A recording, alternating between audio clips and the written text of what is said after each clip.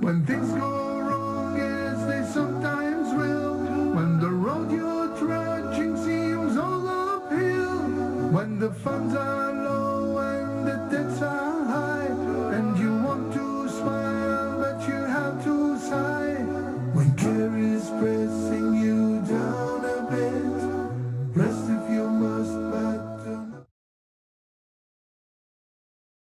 Bismillah, assalamu alaikum. Welcome to Let's Talk. I'm your moderator, Omar Dunlap, and today we're discussing the topic of atheism. We have with us in the studio Shaikh Omar Dunlap, and we have our guest Yamin Daniels. Assalamu alaikum. Wa alaikum salam. How are you two doing today?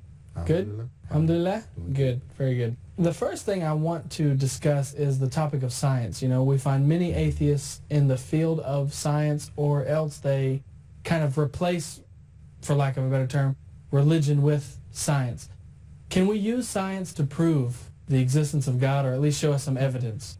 Well, without doubt, you can show evidence with science and with reason. But one problem is today, science, as you said, has sort of taken a religious overtone to a lot of people. And they worship this thing called science, which they don't actually practice or understand. And so, you know, you can be a scientist, but to be a scientist today means you have very, very narrow focus on particular area. You can't study everything in depth. And so you may be very overconfident in your understanding of a lot of other issues in the world. And that's a problem today, is there's a very important principle in Islamic belief, which is we don't really understand as many things as we think. And if you just think about yourself, how many things you thought you knew in the past, and then you learned better. And probably, look into the future, you're going to change your opinion. And so if you're a scientist, then you've also, it's been a process for you of doubts and understanding, gathering evidence and proofs, and then refining your knowledge and adding to your knowledge. And so you, if you're a scientist, you should still be open that there's knowledge you have not reached yet. And so I think that science itself, and the fact that why would, if this universe came out of nothing, for no purpose, it's just there, why would this little insignificant insect on this little insignificant planet in the middle of the, you know, not even the middle, on the dark edge of the universe somewhere, be able, with this piece of skin inside of their head, be able to comprehend principles of the whole universe, where the universe came from, where it's going to, and minute things about the whole structure of the world? How would that even be possible? Wouldn't it be a waste that the whole universe came and then this little creature for no particular purpose can, among everybody in the universe, comprehend all of that knowledge? That by itself should indicate that there is some purpose in our being here that is bigger than this material and physical world. Yeah, it's interesting that you make that point, because I was actually watching a documentary on the universe. It was made by, I think, the Learning Channel in America. I was watching it a while back, and one of the things they said, the scientists were blown away by the fact that the laws that govern the universe, how gravity works and the whole E equals mc squared and all that, they said, what's amazing to me is that we can understand it. Like, there's no logical reason that I should be able to understand this. You know, how does it work? But it's very simple. Yeah, I get it, you know. Why would an ant know more than what an ant needs to know to do what he does? Right. And why would a giraffe or any other creature, yet this human being? And so what you see, you don't really see with your eye. It's with your brain. What you hear, it's with your ears. It's not really, I mean, it's in your brain. It's not with your ears. What you understand, it's eternal to you. It's internal in your mind. And so within your mind, you have built-in tools to comprehend the origin and structure of the universe in the cosmos, the macrocosm and microcosm, the smallest part of the universe. SubhanAllah. Glory be to Allah. How is that possible, and what significance could there be if that were just a materialistic universe? MashaAllah. Brother Yamin, you're like me. We're fellow Muslim converts or reverts, or however they're saying it saying it these days. So surely you've had contact, or at least with non-Muslims, you've probably been engaged in dawah at some point in your life. Have you ever come in contact with atheists? Actually, I have. When I was in the military, I used to work in the brig. And at one point we had a devil worshiper, and he had his satanic Bible, and we had an atheist there also. And, you know, the thing about science came up and about people not having religion.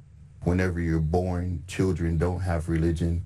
We give them religion, and this is one of their ideology. But I spoke to him. I used to tell him about Ibn Hazm. I don't know if you remember him. He's the father of optometry, the study of the eye.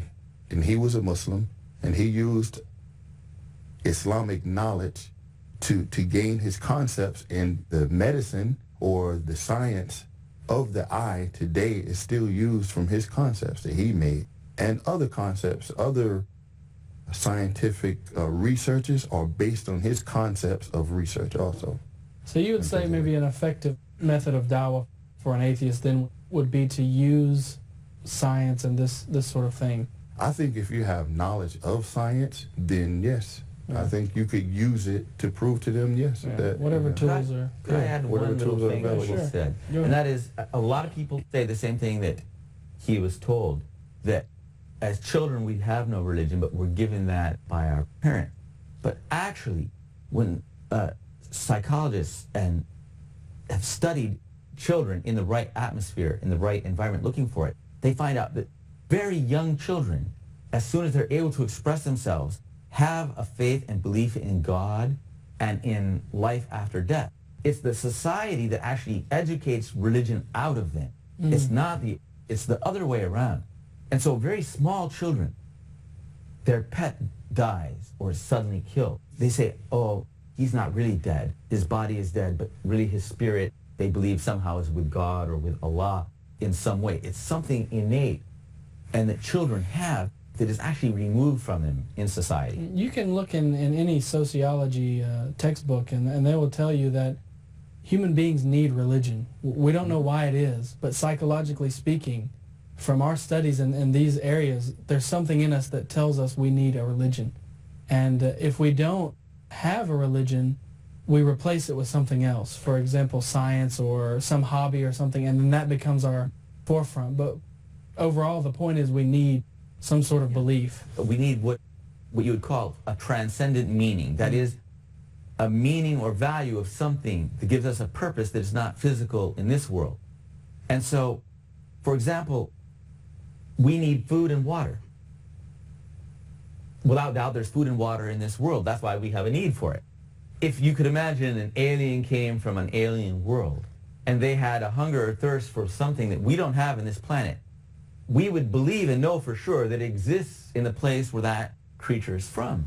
And so this internal need, innate need for God or the transcendent, that is something that is eternal and beyond this world.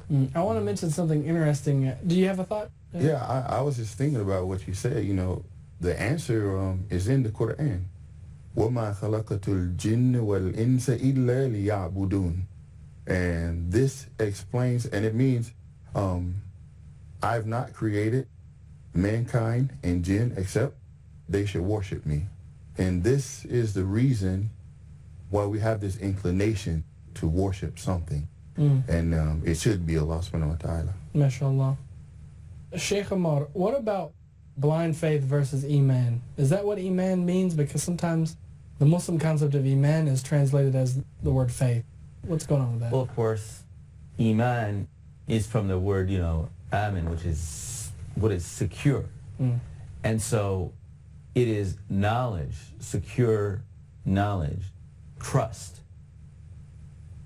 in your knowledge, and then acting upon it. So faith produces, it's knowledge that produces change in your behavior, in your decisions, in your words, and in your deeds. And so faith isn't something that is like a blind leap, as they say, a leap of faith, but it means trusting, like we said before, this universe, we have the ability, with the blessing of our mind and intelligence and with our inner nature, to understand the purpose of our life given to us by Allah. Then we have to trust in that. And without that fundamental trust in Allah and then acting upon that, we wouldn't have real faith. Okay, well, we're going to take a quick break and we'll be right back, so don't go anywhere. You're watching Let's Talk.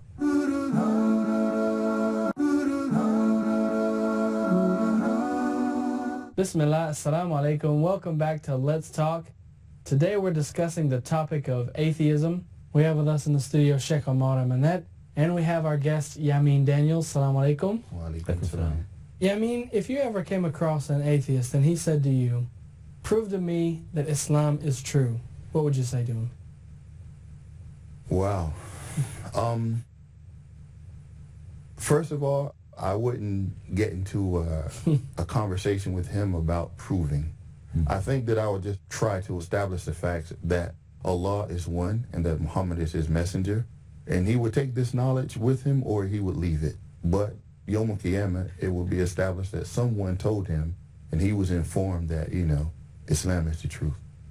Shaikh Omar, how can we prove to somebody, I mean, barring aside any psychological barriers, if someone's very open and he says, I just want to see some evidence that Islam is the right way, what would we say? Well, I liked what the brother Yamin said, but somebody might understand that he means that you just tell him, Allah says in the Quran and the Prophet Muhammad said, and that's not what it means to convey the message, because Allah conveyed evidence and proof, and so the person hasn't heard the message until they have heard enough that would be sufficient for them to understand and make up their mind. Otherwise, you can go, quote the Quran, and then they're supposed to believe. And that's what people, or they quote the Bible. Now you have to believe it. It says that in the Bible.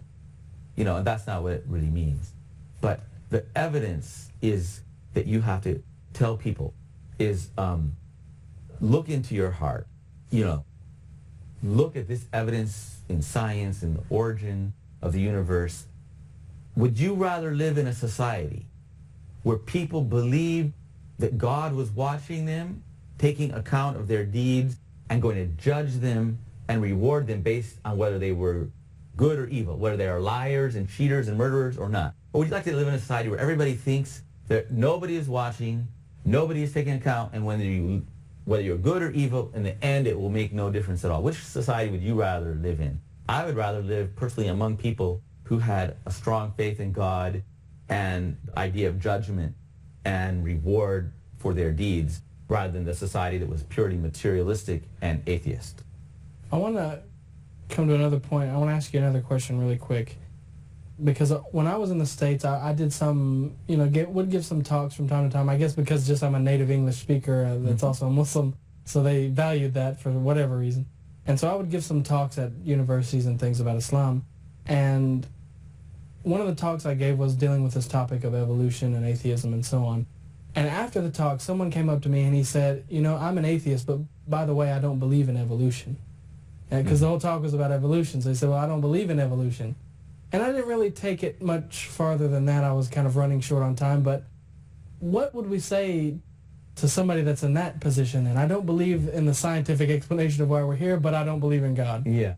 Well, of course, in previous times, people didn't believe in God, and obviously they didn't believe in evolution. They believed the world was eternal, it always had existed, and always will exist. And so that was a different belief. Obviously, we know that's not true today. We have scientific evidence that the world came into being, was created, or came into existence when it had not previously existed, and not in the meaning of what we understand as existence today. And so that's really, not a rational position to hold. It would be really impossible that the world came into existence from nothing without the great, as they would say, the original cause, as they say in philosophy. Something had to cause. When there was nothing, there had to have been something, and that, of course, was Allah. Very interesting. Yeah, I mean, there's a lot of websites and things involved in dawah and films and things that we've done. Even we have this channel here that's involved in dawah. But it seems like most of it is geared towards Christians. This is my opinion, but I'm asking you for another take. Do you think that there's enough dawah-related material that focuses on atheism and evolution? Well, after today, I would definitely say no. And one reason is because even myself, whenever I thought about dawah to maybe like Jewish people or Christian people or something like this. And that's mostly the direction that I would myself would be giving dawah from. But giving dawah to an atheist, I never really thought about it before. And I never actually studied atheism where I could have a background to be able to reach out and try to talk to them about it. Yeah, I think that's the point. Like, I have a whole list of Bible verses in my mind that I could rattle off if I'm talking to a Christian. But do we have quotes from evolutionists and things memorized that we could give them? And, you know, we don't really have that resource. What do you think? It's out of a lot of our comfort zones because we assume, you know, naively that everybody thinks the way we do and is from the same background. And there are millions of people who, for example, not only Christian countries who are not Christian and have no idea of the Bible and never read it and have no interest in it. And, of course, majority of people in the world aren't Christians or Muslims or Jews. And even though they may not necessarily be atheists, you have to approach every human being with something. You have to be able to give something. And there is something in the Quran and the Sunnah for every possible category of people. That's very interesting. Actually, I heard a story on that topic just because I find it amusing that a Muslim had actually given a copy of the Quran to a friend of his. He was trying to give some dawah to him, non-Muslim. And the man read the Quran and he gave it back and he said, that was an interesting book. By the way, was Muhammad a sailor? And he said, a sailor? What? And he said, well, the descriptions of the waves, you know, he had to have been a sailor to see that. And the guy was like, no, he's not a sailor. So, you know, it's interesting that there's something in the Quran for everybody. Well, really, a lot of the verses of the Quran were contradictory to what was thought about the world at that time, the science of that world, of that time. And so they thought, well, the Quran is wrong because it doesn't understand how the world works. And actually it turned out it was right all along. Right, yeah. We have about a minute left, and I'm going to direct this question to whichever of you wants to answer it. We know there are a lot of Muslim scientists in the world today, and they have the knowledge to be able to give something back to this deen and create these sort of dawah resources for atheists. Are they doing enough, and how can they do more? Well, that's an interesting question. It's very difficult to say if they're doing enough unless you will see some material that they've produced that directs their work or connects their work to religion or to the Quran or to the Sunnah or something like this. So I think that's a very difficult question to answer with proof. But just from, you know, thinking myself, I would say no. Shaykh Omar, how can the Muslim scientists do more? What can they be doing? Well, it's a duty for all of us, and you're not doing enough until you see that, you know, you're doing as much as you can do, depending on your resources. So we shouldn't be judgmental of people who maybe have limited resources. But especially the scientific and educated leadership of the Muslim world do have a big responsibility.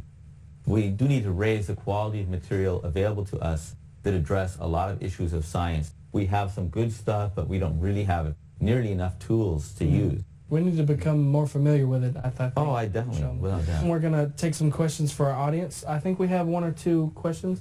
Go ahead. In the name of Allah, most gracious, most merciful, and may Allah's peace and blessings be upon His slave and message Muhammad. Then, really, the atheists or the non-Muslims in general are in a ghafla or in a dilemma. They have misguided the right path to Islam. So we have to deal with them in a sympathetic way in order to convince them to embrace Islam, inshallah. What's your comment, Shaykh? Oh, mashallah, barakallah feek.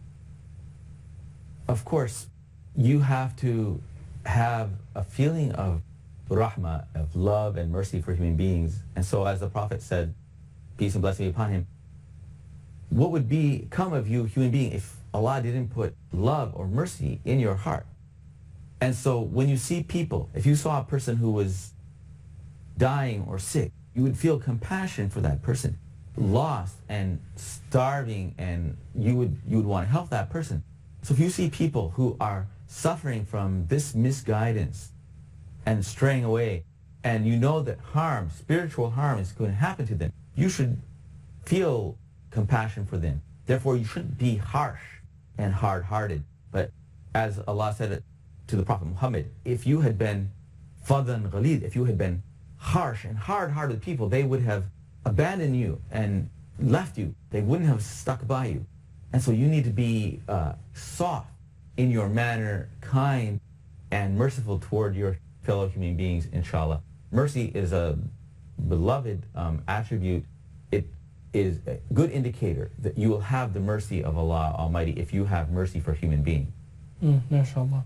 Do we have another question? Yes, Assalamu alaikum. Most atheists believe in evolution. I would like to ask, what's evolution's place in Islam? Oh, Do we have enough time for that one? that's too huge. But let me just put it, I don't say, because these words mean different things to different people, and so I don't comment on that particular word or term or what it means. The Quran and Sunnah tell us clearly that Allah, that God Almighty, is the source of everything, who created everything in this world. How He creates it and how He brings it about, we will never know 100%. We will have clues and indication. So we try to gather information about how the world works, but that doesn't mean that we're always going to understand it. And so some of the things that people have based their theories on may be proven in the future not to be entirely accurate. So I don't like to say about the whole theory and everything about it. Some aspects of evolution are without doubt. For example, the horses we have today aren't the same as they were.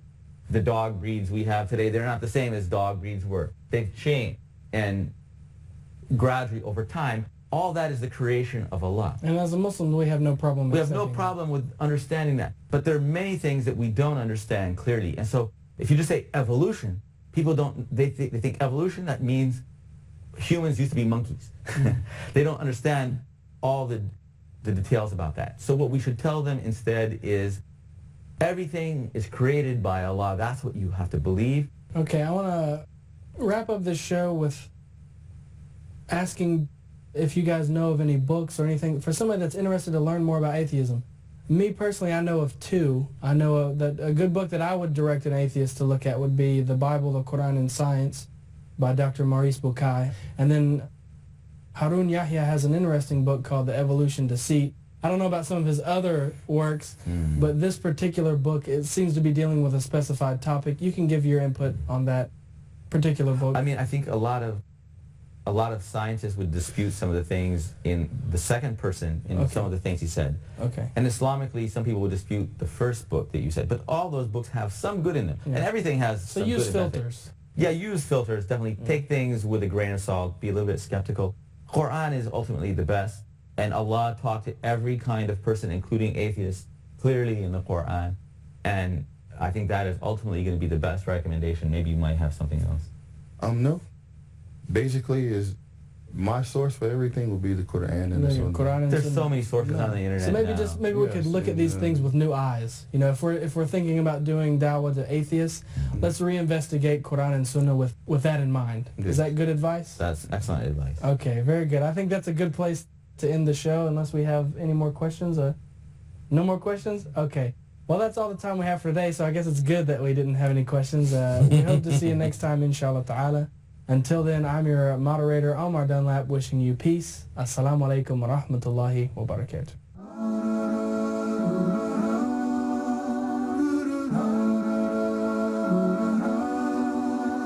When things go wrong, as they sometimes will, when the road you're trudging seems all uphill, when things go wrong, as they sometimes will, when the road you're trudging seems all uphill, when the funds are